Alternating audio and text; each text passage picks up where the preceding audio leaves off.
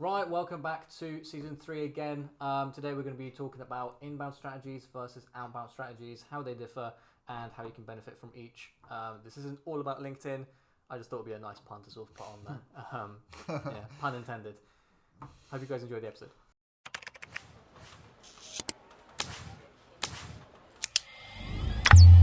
So, welcome back to episode, I think 4 now, of season 3. Episode 4, yeah. Something like that. But yeah, today we're going to be talking about, as we said, inbound marketing. So, Matt, you're the expert of inbound, outbound, things like that. What are your thoughts on inbound, some benefits, drawbacks, and how does it differ from inbound, outbound, and sort of those strategies? Yeah, so the first thing to probably to talk about is what is inbound and what is outbound marketing. So, inbound is kind of when things are more coming into you, a bit self-explanatory, and outbound is more advertising. So you're putting things out more to like a cold audience, people that aren't necessarily aware of your company already or what you offer already, of the service that you offer. So examples of inbound marketing are SEO or search marketing in general, because you can get Google AdWords coming up in search results. So that's basically the intent of people searching for. They don't get shown an advert for you unless they search for something, a service that you offer. That's it, yeah. So when it's inbound marketing, people are already aware of what either you're offering or someone similar is offering. So that the service that they've got a pain point, they're looking for a solution. So inbound is a way to meet their needs. So you create a blog, you create a YouTube video, and then people come to you because it's of interest to them that they already know about. So like blogging, that kind of thing. SEO, and then towards the outbound route, it's more kind of anything that you do to put yourself in front of people, basically. Anything you do to put yourself in front of people. So Facebook advertising, YouTube video advertising, cold calling, cold emails, buying email lists, those kind of things. I think it's good to sort of split it into 2 different sections. So an example of a person that might be doing a lot of inbound marketing would be a plumber, for example. Yeah. Like you only need a plumber. Like a plumber is one of those things that you hope you never need, because you call a plumber if something's broken, right? Yeah. So a plumber wouldn't go out and put ads out saying, "Hey, in case you ever have a broken sink or something, call me," because people still do it in a spur of the moment. Mm-hmm. But very much so, if you've got a plumbing problem, you go on Google plumber near me, and you find a lot of results, and that's inbound because they're coming into you. Outbound, for example. Barber is a good one. Everyone needs a barber. Yeah. We're giving shout outs to barbers a lot on these podcasts these days. Yeah, we are. Yeah. You get a leaflet through the door for a barber or something. You're gonna you're gonna need it in a couple of weeks' time or something like that. Yeah. And that's what a lot of businesses use outbound for, things like lists predominantly still these days. Yeah. So buying lists, every single person you call that's not aware of you is outbound, because you're reaching out to them, they're not reaching out to you. Yeah. That's sort of the easiest way to sort of define it, isn't it? Yeah, so it's a mix of both things really. So a main benefit of outbound marketing is it's a lot quicker, so you can get the volumes quicker. You can get things out there to a big audience quickly, whereas inbound takes a little bit longer. But a benefit of inbound is the traffic you do get. It might not be as much, and it might take longer to get there. But once people find your content through YouTube, through blogging, then it might be a lot more high intent. So a good example of being outbound is probably LinkedIn for us. So we post out a lot of content on there. So we do videos, podcasts like these, articles, like kind of created content, sharing news stories, that kind of thing. Anything that's valuable, really. Anything that's valuable, yeah. So anything that kind of suits a purpose. So we get leads through that. So if someone sees an opinion piece we do, something like that, then someone sends us a direct message. That's a form of inbound marketing that we do. We also do a bit of outreach on LinkedIn as well. Yeah. So we find the target audience and then go for it. So in terms of inbound, I think the biggest thing we do is SEO. We can't be an SEO agency that doesn't practice what they preach, right? So. Yeah, that's it. Yeah, so ranking for the key terms that you want to rank for, that's really important. To give you like a head-to-head comparison, I think you mentioned it before actually. So for more for local services, I wouldn't, unless you've got a bigger budget, I wouldn't necessarily recommend doing SEO and Facebook ads rather. So if it's a service-based business like a barber, then it's more like a plumber, it's more likely to do well on using SEO or even pay-per-click. Because people search for it. Yeah, people search for it, so the intent's there, and you're likely to need it. Whereas you can't remember a Facebook ad. You don't tend to save Facebook ads, especially for plumbers. So yeah, that's why you need to have like a mix of both. But if you do want to use social media ads, then you still can, like retargeting. That's a good way to integrate the two. But the main difference between, sorry, I just wanted to jump into that, because just in case some people don't know sort of the difference between targeting and retargeting. So retargeting is showing ads to people that have already shown interest in your website or page. So if I'm looking at a plumber's website, for example, I'm probably looking for a plumber. So therefore, I'm in the market, I'm qualified enough to be shown an ad for that plumber. Whereas if I haven't been looking for a plumber, why on earth would you put an ad in front of me for a plumber? Yeah. But yeah, it's just one of those. Exactly. Yeah. A joke that I have with my friend. We walked past like I think it was like a window fitting van somewhere, and I made a joke like it'd be a great business idea if you could hire some kids to get a load of bricks, put them through people's windows.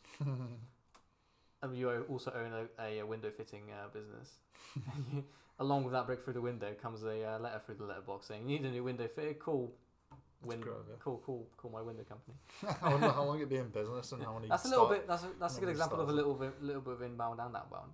Yeah, because you're rubbing up against both of those terms. No, that's fun. I think So like to touch on the point of retargeting as well. So you can't just you can just retarget on Facebook, but you can also retarget on Google. So you can use display ads. So you can retarget on like YouTube display network, websites. So yeah, it just depends on where you're up to in your company, the budget. But it's just finding what works for you, really. It is, yeah. I mean, having a good mixture is probably the best. We try to have a good mixture of both. So we don't use cold lists. We don't use anything like that. We use some outbound strategies on LinkedIn. Yeah. And general content like this. Like this is technically an outbound strategy, because if somebody wants to engage us in talking about SEO or something, then watching a podcast of us, talking about that exact topic, giving some value, that's an outbound strategy, because they're already sort of warming up a little bit more, because they can see that we're putting out content all the time. So that's an outbound strategy. It doesn't have to be sort of very on the spot. We do a bit of inbound as well, so with the SEO. So it's good to have, if you can afford it. I mean, just in monetary terms. I mean, if you can afford it in terms of time and manpower, try and do both. And there's absolutely ways you can do. You can start off with doing things yourself. So you can download guides. We've got read some blogs about how to help your website rank higher. If you can't, especially if you're local, if you can't afford to shell out thousands of pounds a month on a SEO agency, but at the same time, outbound. You can, if you're a B2B business, you can purchase a list if you want, if that's your jam, or you can run ads, radio ads, quite popular these days as well. I mean, with Spotify ads, surprisingly Spotify ads there as well, yeah, but surprisingly radio ads are still quite popular. But ads in like magazines and things like that. I mean, don't know how much return on investment they bring, but they're still a thing. So that's still very much an outbound strategy. Hard to track, like direct ROI. It is very hard to track directly, but print in general is an outbound strategy. So if you're putting leaflets in people's stores, there's a lot of companies these days that will basically create you leaflets and then distribute them for you in an area of like 5 miles or something like that. Yeah, I've seen that. Yeah. There's quite a lot of those. It's a very neat idea for like local businesses, like I said, like barbers or something, or especially in like where I live, there's a big student population, so especially around this time of year in September, there's a lot by the time this comes out, it might be October actually, but there's a lot of leaflets going around for like club nights and stuff like that. So just general things to kind of put the digital and the offline world in perspective. So like when you stop paying for outbound marketing, it's gone. So like once you printed those flyers and you paid someone to distribute them, when you're not paying for them, you're not advertising. Whereas if you've got an inbound strategy in place, like when we put these videos out on YouTube, like they can never be deleted from the internet. I mean, well, yeah, I know what you mean. So like just like blogs and stuff like that. Once you've put in a few hours into that content, then it is there forever, and people can find it in search engines, or you can repurpose it or whatever. So yeah, like the inbound marketing, it takes a lot of time up front, but it's an investment into. It's an investment, yeah. Well, one thing that's also good to mention is the volume. So inbound tends to have a lower volume because there's naturally lower amount of people to search for you. Outbound can have a higher volume because it's controllable. So it's the whole sort of the volume of the inbound traffic. You can't control it because you can't. It's not predictable. You can't directly control it. So you control it in the sense of you have more inbound traffic if you optimize your site to be higher up in Google, but you can't directly like find people and get them to contact you. Whereas outbound, you can control it because you can control whether you send out 100 flyers or 1,000 flyers, or whether you purchase an email list of 1,000 contacts or of 10,000 contacts. So you have more control with an outbound strategy, but the quality of the people that you speak to is likely going to be less because you can purchase a list of 10,000 people, 5,000 of them already don't have a budget and already don't want your services, sort of things. It's a bit of a gamble in some respect. Whereas inbound, you know, it's less predicted, it's less controllable. Sorry, the volume. But when somebody does get in touch with you, they're already sort of almost pre-qualified. They're further down the funnel. They're further down the funnel because they're looking for something that you're selling, so it's already an in. It's just from there you've got to work out, you know, whether their numbers match your numbers, whether you can actually get them ROI, whether sometimes, you know, clients come to us looking for SEO and we actually sell them Facebook ads because that's more aligned to actually get them results than something else. So sell people a solution as opposed to a service. But yeah, that's just something I wanted to touch on because that's sort of a key difference between the two. You can control it more.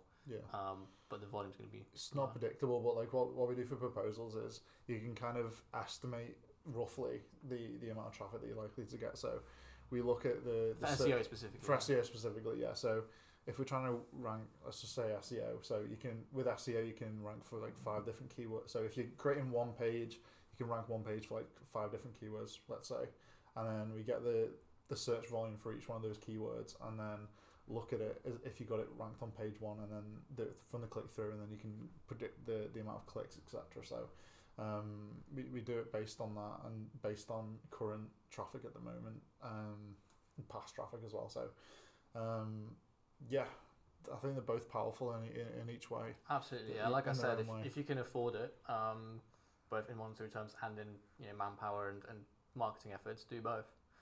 Try a little bit of both, and you'll instantly see which one's bringing you more results. And you know, if inbound's more your thing, then channeling on that. If outbound's more your thing, then channel on that. So it's all part testing.